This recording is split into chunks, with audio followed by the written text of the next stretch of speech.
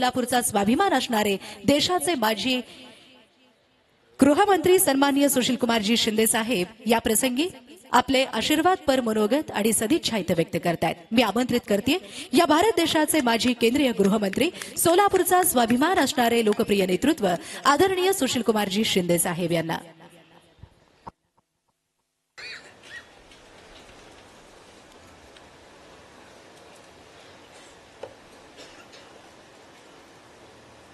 देशाचे नेते श्रद्धेय शरदचंद्र पवारजी,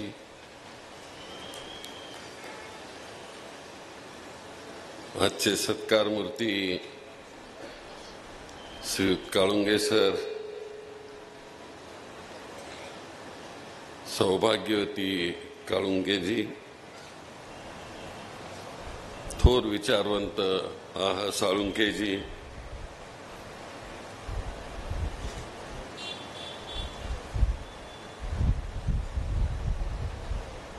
श्रीयुत विजय सिंह मोहिते पाटिल जी, हर्षवर्धन पाटिल जी, सिद्धाराम मेहत्रे जी, प्राध्यापक लक्ष्मणराव ढोबळे जी, राजन पाटिल जी, चेतन नरोटे जी, हसापुरे जी, धनाजीराव साठे जी, विश्वनाथ चाकोते जी, श्री रामहरी रुपनार जी, श्रीयुत वैभव नायकवाडी जी, श्रीयुत महेश कोटे जी, आमचे भगीरथ जी आणि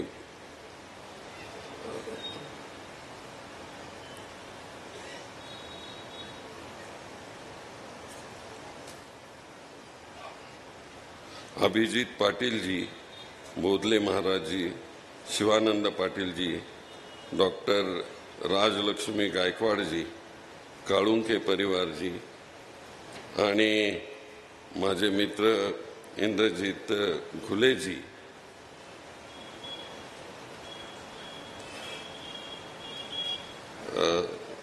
राहुल शाह जी, उपस्थित आमंत्रित बंधू भगिनीनो आणि काळुंगे सरांचे सर्व कुटुंबीय सहकार्यांनो,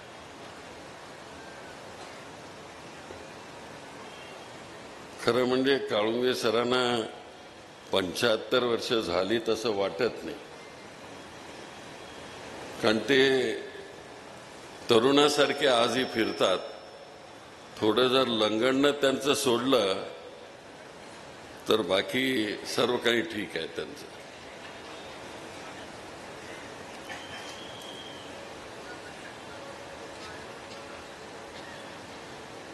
पण काळुंगे सर व्यवसायाने ते शिक्षक, पण त्या शिक्षकाच्या पेशातून त्यांनी आर्थिक दृष्ट्या एवढा मोठा डोलारा उभा केला। त्या सहकारी साखर कारखान्यामध्ये सदस्य असताना स्वतःचा साखर कारखाना आपला असावा अशा प्रकारची इच्छा व्यक्त केली आणि त्यांनी साखर कारखाना विकत घेतला। हे मोठं धाडस आहे। मी म्हणणाऱ्यांचं धाडस होणार नाही, पण ते धाडशी आहेत। एखादी गोष्ट करायची म्हटलं की ते कामाला लागतात।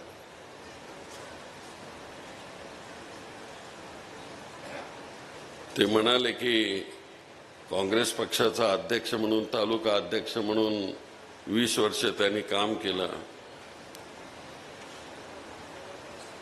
आणि त्यावेळेस मी सत्तेवर होतो त्यावेळेस रात्री अपरात्री फोन करायचं आणि मी त्यांना विचारत असे, काय गुरुजी असं कसं झालं? काय नाही साहेब म्हणाले, ते असं तसं झालं थोडंसं। पण मी थोडा रागावलेला असलो तरी ते गप्प बसायचे, पण उलट उत्तर काय देत नसत। आणि त्यामुळे मी त्यांचा तो गुण शिकला की ते उलट उत्तर न देणं हे राजकारणामध्ये काही जमत नाही। आणि म्हणून तुम्ही चांगल्या तऱ्हेनं तसं वागलं पाहिजे, तो गुरुजींच्याकडून मी गुण घेतलेला आहे.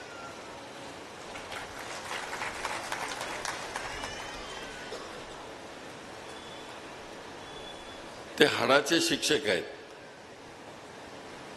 तर अजूनही जरी साखर कारखाना असला, बँका चालवत असल्या, आमच्या वहिनी बँक चालवत असतील,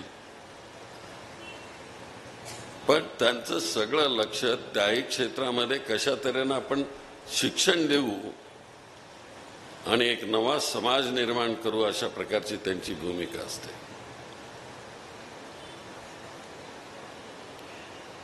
शिक्षकाचा पेशा एकदा स्वीकारल्यानंतर नवा समाज घडवायचा ही भूमिका त्या शिक्षकाची असते. आणि तसं आमच्या काळुंगे सरांचं आहे.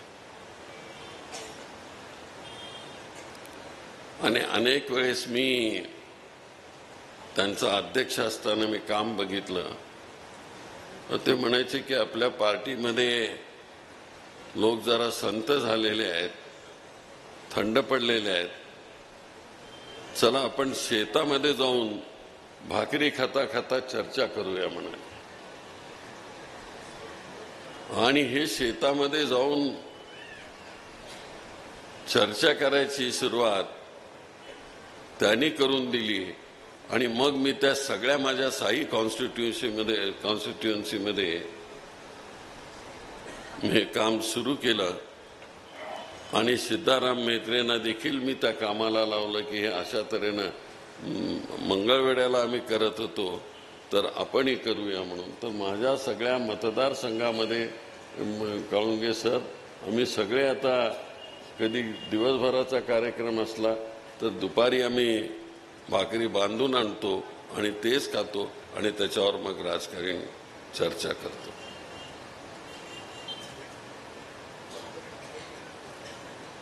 त्यांचं वाचन दांडगं आहे. ते कादंबऱ्या वाचतात. मी म्हणून आत्ताच विचारलं वहिनींना, तुम्ही दोघेच एकाच वयाचे आहात, तर तुमचा प्रेमविवाह तर नाही ना? ते वहिनी म्हणाल्या, नाही तसं काय नाही.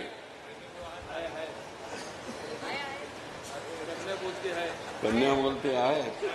हा, आता साक्ष मुलीची साक्ष झाली म्हणजे आहे.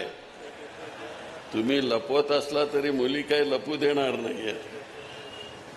तर ही जीवनातली खरी मजा आहे.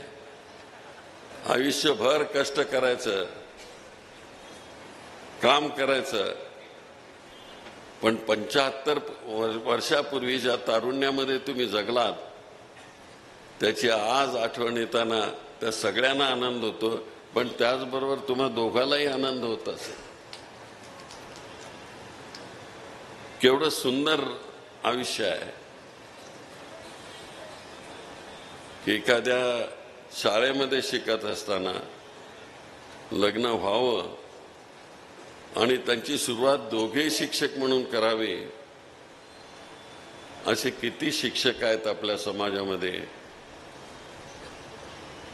की ज्यांनी समाजाकरता एवढं सगळं उभं केलेलं आहे, की ज्याची मल्टी स्टेट कोऑपरेटिव्ह ठरवली, कन्झ्युमर सोसायटी ठरवली आणि आता बँकेत सुद्धा ते काढतील. साखर कारखाना काढला म्हटल्यानंतर मी तर थक्क झालो खरं म्हणजे. काय विजय दादा बरोबर आहे ना, हे काही काम शिक्षकाचं नाही. हे आपलं थोडंसं लोक जमवणारे, आता मी सगळं म्हणू नये, आणि बाकी काय काय करणारे अशा लोकांचं हे काम बरोबर पटलं त्यांना, पण तो त्यांचा स्वभाव नाही. कारण मी तर खूप वर्ष शरदरावांनी मला राजकारणात आणलं आणि नामदेवरावांच्या बरोबर जोडून दिलं. तुम्हाला माहिती आहे नामदेवराव जगताप, त्यांचा साखर कारखाना वगैरे नव्हता, पण त्यांच्या मुलाने साखर कारखाना उभा करण्याचं काम केलं. पण ग्रामीण भागातला नेता कसा इरसाल असावा याचं उदाहरण म्हणजे नामदेवराव जगताप होते. पण मनाने अतिशय हळवा असणारा माणूस. शरदराव कदाचित सांगतील वेळ कमी आहे, पण माझ्या इलेक्शन करता, पहिल्या इलेक्शन करता शरदरावांनी त्यांना 20,000 रुपये दिले होते खर्च करायला, आणि त्या 20,000 रुपये मधले जे इलेक्शन झाल्यानंतर 4,000 रुपये शरदरावांच्याकडे त्यांनी दिले परत. काय त्यावेळेचे लोक होते.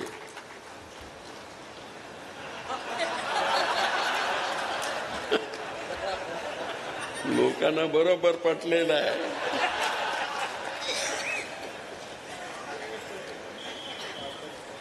आता नसलं तरी जरा अजून थोडं कमी पडते हो जरा,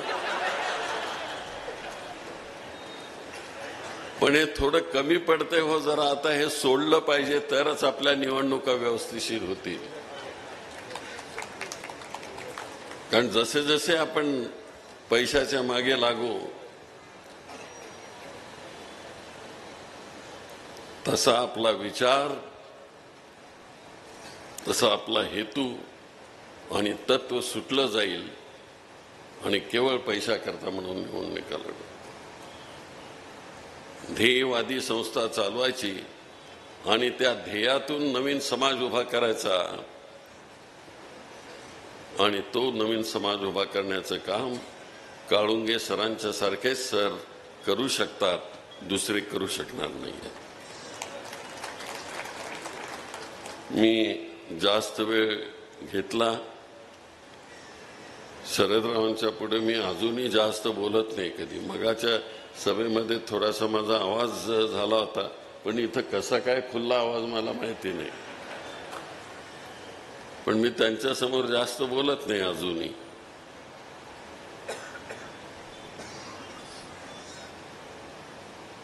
कारण शरदरावजी तुम्ही आलात आणि काळुंगे सरांना आशीर्वाद दिलात, याबद्दल मीही तुमचा आभारी आहे. अशी माणसं आयुष्यामध्ये क्वचितच भेटतात, आणि ह्या क्वचितपणाला फार मोठं महत्व आहे. ती अशी पाखरे, ती कवी आहेत हा. ते काय गुले बरोबर आहे का नाही इंद्रजी? नाही, ते मला तोंडपाठ आहे माझी. अशी पाखरे येते आणि स्मृती ठेवून जाती, 2 दिसांची नाती, 2 दिसांची रंगत संग. 50 वर्षापूर्वीची ते कविता आहे, माझ्या अजून तोंडपाठ आहे. पण तसं हे गुरुजींचं आहे. त्यांनी आपला हा ठेवा इथं ठेवलेला आहे, त्यांच्या सद्गुणाचा ठेवा इथं ठेवलेला आहे. ते सद्गुण घेऊन आपण नव्या अर्थकारणामध्ये आपण काम करूया, तरुण पिढी, आणि नवी शक्ती ग्रामीण भागामध्ये उभं करूया, अशा प्रकारची प्रार्थना करतो. आणि दोघांनाही परमेश्वराने उदंड आयुष्य द्यावं अशा प्रकारची प्रार्थना करतो आणि रजा घेतो. जय हिंद, जय महाराष्ट्र.